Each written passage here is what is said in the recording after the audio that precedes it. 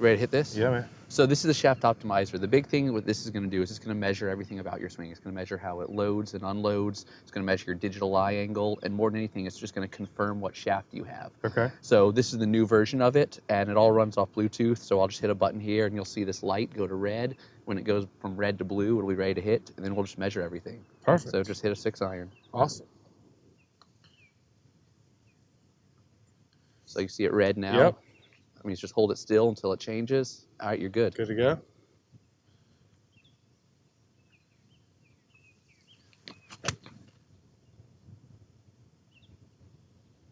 That one pretty nice. Nice. What does it tell me? So you can see right Ladies here. flex. It's not yet. Spits out 95 miles an hour head speed, tempo of 4, toe down 4. That's how much it's bending this way. Kick angle is bend forward, and release is how much you're holding on to it. Okay. So we're going to measure that with 3 swings, then we'll look at it within like the world of shafts. Okay. So we'll do 1 more or 2 more. I don't know what any of those numbers mean, so We'll get there. That's perfect. As long as this machine does, that's all that matters, right? fine. Right.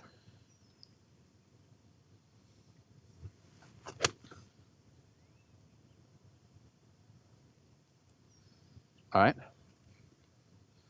Very similar numbers, and we'll do 1 more. Okay. So it's red. Wait till it goes to blue. All right.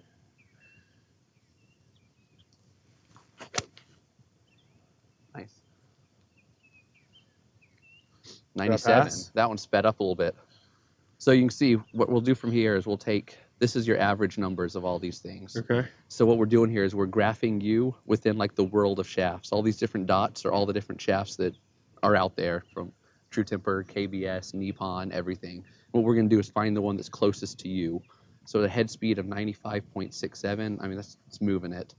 Relatively smooth tempo, a little bit quicker. It seemed like you sped up between the 3 swings. The last one was a little bit quicker than the first. And your release, you really hold on to it well. Yeah. So that's going to recommend that you're going to want something on the stiff, heavy side and something with a very firm tip, which I know you play something very similar to that. So we'd look at, these are the top 3 recommendations: Project X 6.5, C-Taper X, and Dynamic Gold X100. Cool. So what do you have in your bag? The Dynamic Gold X100. And how'd you land on that? I used it for a while and used it forever, and I like the way it works, and it looks like I'm fortunate enough that it matches what I'm supposed to play. Well, that's good. I mean, that's the whole thing. Is, I mean, as an accomplished player, you know what you like, what feel you like, and all the different things you want the club to do and the shaft to do. So you've landed on one that actually just does all those things. So I know you said you don't like to tinker too much. No, it's when I'm swinging well, I know what the shaft's going to do, and I've always, gone back to my original when I'm swinging well, and so I always try to stick with that, because if you're not swinging well and you try to change shafts, I feel like you're matching it to a bad swing. So Right. These Dynamic Golds, when I am swinging well, they've always performed like I'd like them to. Yeah. And especially even any kind of condition, any kind of weather, they're the ones. I mean, it makes perfect sense with the heads, with the tempo and everything that you have, that's going to be the right one for you. So one of the other cool things about this that it's going to measure is so you're playing Dynamic Gold. So your length, are you fairly standard on your length? I'm actually plus a quarter. Plus a quarter.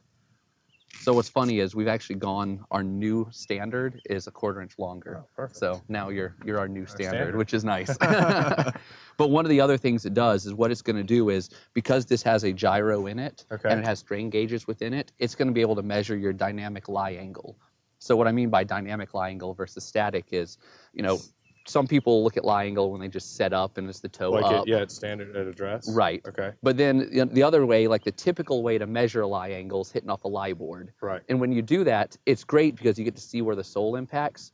But the thing that is always kind of the tricky part about interpreting that is if you come in slightly shut, if you come in slightly open, that's going to manipulate that toe, that impact area. So with this, because this gyro knows its place in space, face angle doesn't matter anymore. So now we can just automatically lock it to a square face angle. So that way, a fitter, if you see, it always looks like the toe is digging. Even if you go more upright, then it's going to look like you're going to go more upright, but your impact's still going to be on the toe anyway. Okay. So one of the things we wanted to try to do is just take that out. Yeah. So with this, do you know what your lie angle is? Half up of whatever standard is. Half up of standard. So with the with the quarter long, it makes it almost 1 up. Is yeah, that right? yeah, Okay. that's right, exactly right. And what's funny is you look at with the new standard when I adjusted it, Yeah. it puts you right at 61 degrees, Oh, perfect. which is, I mean, that's right where you are going to sit. So what's cool is because you come through, you can see your divots are extremely square, so your numbers are right where they should be. Great. So, I mean, it looks like everything works out as it should. So that gets me in the new clubs? I think so. Yes.